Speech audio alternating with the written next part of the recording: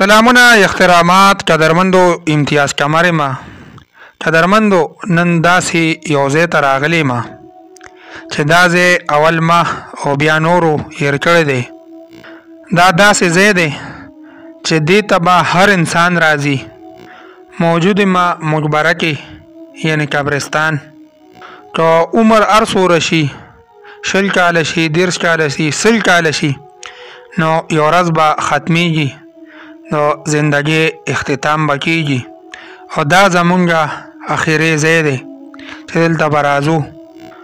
خو مونږ د دې دنیا د منډو داسې په مخه کړي یو چې مونږ مرګ او قبر بیخي هېر کړی دی.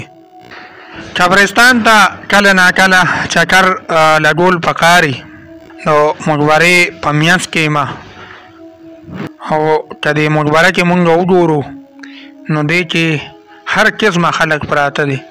دې کې تور خلک هم پراته دي، دې کې سپین خلک هم پراته دي، دې کې سور خلک هم پراته دي. یعنی مطلب مې دا دی چې دې کې هر قسمه خلک پراته دي. زورور پکې دي، بدمعشان پکې دي، مالدار پکې دي، غریبانان پکې دي او د دې خاورو د لاندې پراته دي. که مونږ سوچ وکړو نو دا مونږ چې په کومه ځمکه باندې ګرځو یا په کومو کورونو کې پاتې کېږو نو 50 کاله مخکې په دې باندې د بل چا باچایي وه او هغه خلکو به ویل چې دا زمونږ ځمکې دي، زمونږ کورونه دي. اوس د هغې نوم نشان نشته، مونږ ته پاتې دي، تاسو ته پاتې دي.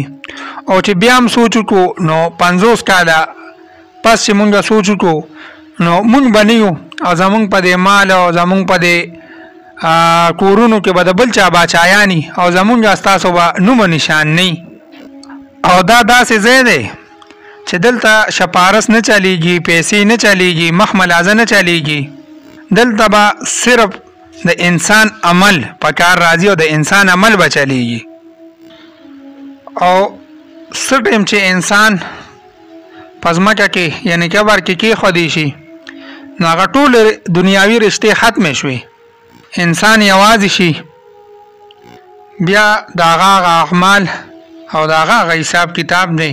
زما د دې ویډیو مطلب او مقصد صرف دا دی چې کله ناکله خپلو مقبرو ته تلل پکاري او هغه مقبرو کې یو نظر اچول پکاري چې په دې مقبرو کې زمونږ ستاسو نه ښکلې مضبوطو باډو والا زورور او مالدار خلک پراته دی. او مونږ تاسو کوشش وکړو چې کوم کار دپاره الله تعالی د دنیا ته رالیږلي یو چې هغه کار هغه مقصد وپېژنو، حلال او حرام وپېژنو او د دې اخري ځای دپاره څه غم وکړو، څه فکر وکړو. قدرمندو د ویډیو کتلو یو جهان مننه. جزاک الله. د الله په امان.